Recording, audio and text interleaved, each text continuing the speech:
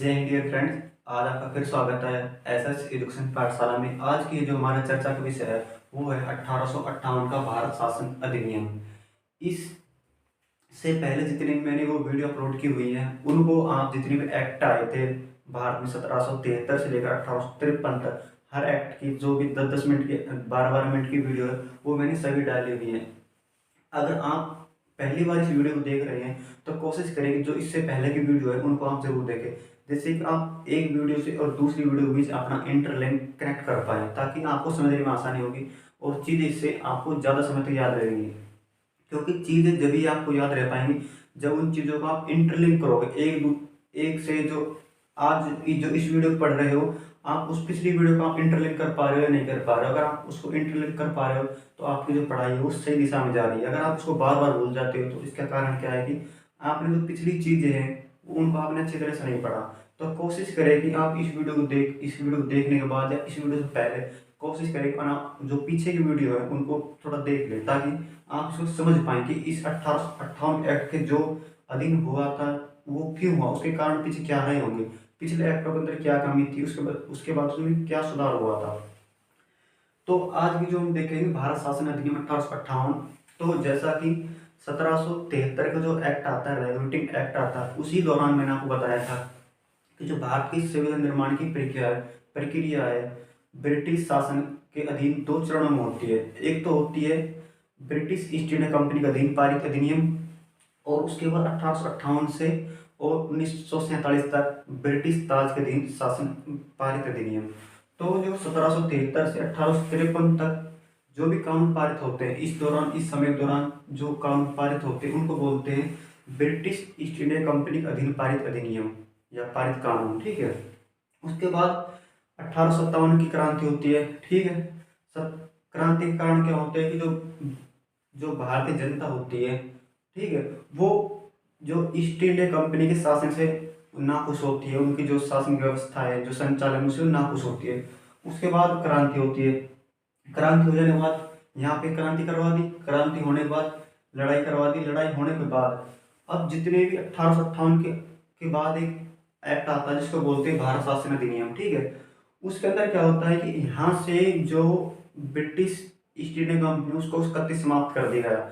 अब उस भारत का संचालन सीधी तौर पर ब्रिटिश जो किंग होता है, जो उस समय की रानी थी, उसने अपने हाथों के अंदर अंडर कंट्रोल कर लिया और ब्रिटिश ईस्ट इंडिया कंपनी को कतई समाप्त कर दिया। यहाँ पे यहाँ पर हम देखेंगे इस एक्ट के अंदर क्या विशेषताएं थी, इसके अंदर क्या क्या बदलाव हुए, क्या इनसे भारतीय खुश हो पाए नहीं हो पाए, वो देखेंगे इसके अंदर। तो उसके बाद क्या होता है कि अब इस एक्ट में कुछ सुधार हुए, महत्वपूर्ण सुधार हुए, उनके बारे में देखते हैं। इस एक्ट का अधीन क्या होता है कि एक नए पद का निर्माण किया जाता है। अब से जो ब्रिटिश संसद का भारत के ऊपर सीधा नियंत्रण होगा। अब ब्रिटिश संसद के अंदर ही एक पद का जो ब्रिटिश मंत्रिमंडल था, ब्रिटिश संसद थी, उसी के अंदर एक पद का निर्माण किया जाता है। उसको बोलते हैं भारत राज्य सचिव, भारतीय राज्य सचिव। यानी कि यहाँ 1858 से एक नए पद का निर्माण किया गया जिसको बोलते थे भारतीय राज्य सचिव। ठीक है। अब इस पद का मुख्य कार्य क्या था? इस पद का मुख्य कार्य था कि ये जो ये भारत का राज्य सचिव होगा वो भारत के अंदर उसकी शासन व्यवस्थाएं देखेगा, किस प्रकार शासन हो रहा, किस प्रकार शासन नहीं हो रहा, किस प्रकार सुधार किए जाने चाहिए, किस प्रकार सुधार नहीं किए जाने चाहिए। अब इतने कार्य देखने के लिए कोई एक व्यक्ति थोड़ा कार्य चलेगा। ऐसा थोड़ी है कि जो राज्य सचिव था उसके 6 हाथ थोड़ी थे या 8 हाथ थे जो भाई ये सारा कार्य अपना आप देख लेगा।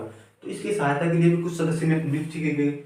इसकी सहायता के लिए 15 सदस्य और नियुक्त किए गए। ठीक है।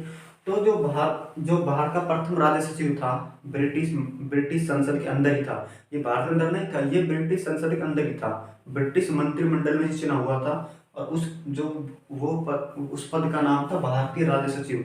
अब इसकी सहायता के लिए भी इसके पास इसका कार्य क्षेत्र बहुत वाइड हो गया, बहुत बड़ा हो गया। इसकी सहायता के लिए भी 15 सदस्य की एक टीम नियुक्त की गई।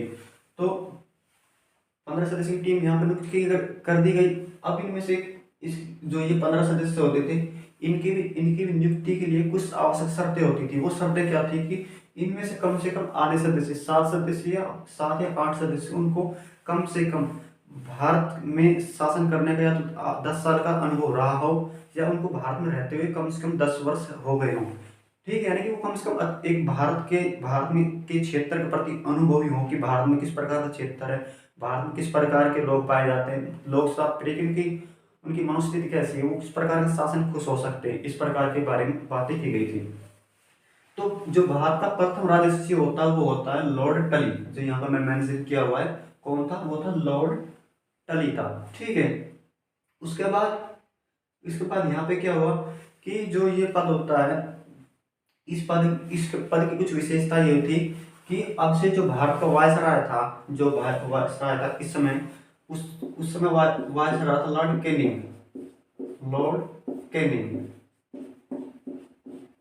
जो लॉर्ड कैनिंग होगा, वो जो भी संचालन कार्य वाही वो भारत के वायसराय को देगा, सॉरी जो भारत के राज्य सचिव को देगा। यानी कि एक तौर पर ये जो वायसराय होगा, अब से वो जो भारत का राज्य सचिव होगा उसका एक एजेंट तौर पे कार्य करेगा।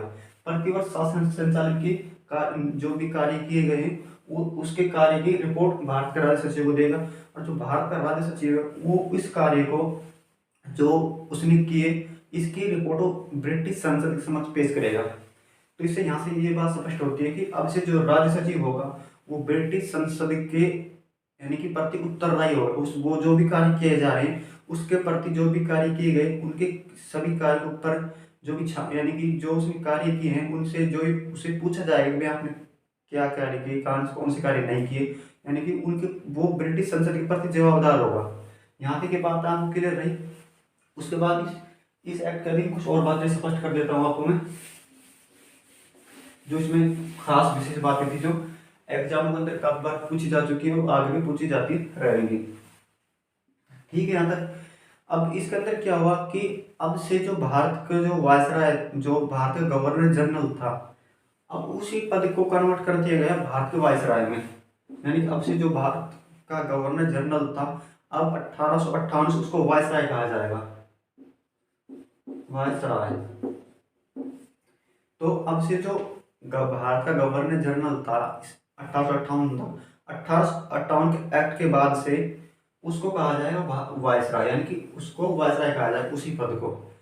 अब इस भारत का प्रथम वायसराय कौन होता है कि जो इस एक्ट के तहत ही, जो इस एक्ट के दौरान ही भारत का गवर्नर जनरल होता है लॉर्ड कैनिंग। लॉर्ड कैनिंग तो सिंपल सी बात है, ये कैनिंग जो लॉर्ड कैनिंग होता है वही भारत का प्रथम वायसराय हो जाएगा। बात स्पष्ट है।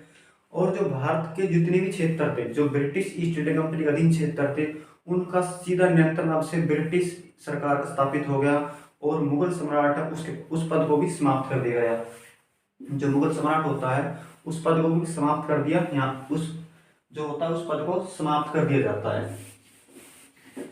और एक बात इसमें इस एक्ट के अधीन कही गई कि वो बात क्या थी कि अब से जो भारत का राज्य सचिव है और जो भारत में वायसराय है, वो जो कार्य कर रहा है उनकी रिपोर्ट संसद के समक्ष पेश की जाएगी, और इसके अंदर वो ये चीजें मेंशन करेंगे कि उनका आर्थिक विकास कितना हुआ, जो भारत की जनता है उनका कितना आर्थिक विकास हुआ, कितना नैतिक विकास हुआ, ब्रिटिश जो वायसराय है और जो भारत राज्य सचिव है वो भारत में किस प्रकार कार्य कर रहे हैं, जनता को खुश करने में कोशिश कर रहे हैं नहीं कर रहे हैं। यानी इन सब कार्य की रिपोर्ट अब से ब्रिटिश संसद के समक्ष पेश की जाएगी, ब्रिटिश किंग के समक्ष पेश की जाएगी, ब्रिटेन का क्राउन उसके समक्ष पेश की जाएगी। तो ये जितने मैंने अब आपको ये जितने टॉपिक जितने भी पॉइंट बताए, ये सारे जो कानून थे ये 1858 के एक्ट के अधीन किए गए थे। इस 1858 एक्ट का लाने के पीछे रीजन क्या था कि 1857 क्रांति हुई थी। अब से अंग्रेजों को लगने लगा कि भाई अब से हमारा यहाँ पे जो हमारी दाल गलेगी नहीं, अब दाल नहीं गलेगी तो उसके लिए कुछ नए जुगाड़ करने होंगे। नए जुगाड़ किया होगी, 1858 का एक्ट आया, इसमें कुछ सुधार हुए।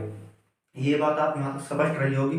अगर आपने ये वीडियो अच्छी तरह से देखी होगी तो मेरे हिसाब से आपको ये बात समझ में आ गई होगी। अगर फिर भी कुछ कमी रहती है तो आप कमेंट बॉक्स में लिख सकते हैं। मिलते हैं किसी नेक्स्ट वीडियो के साथ।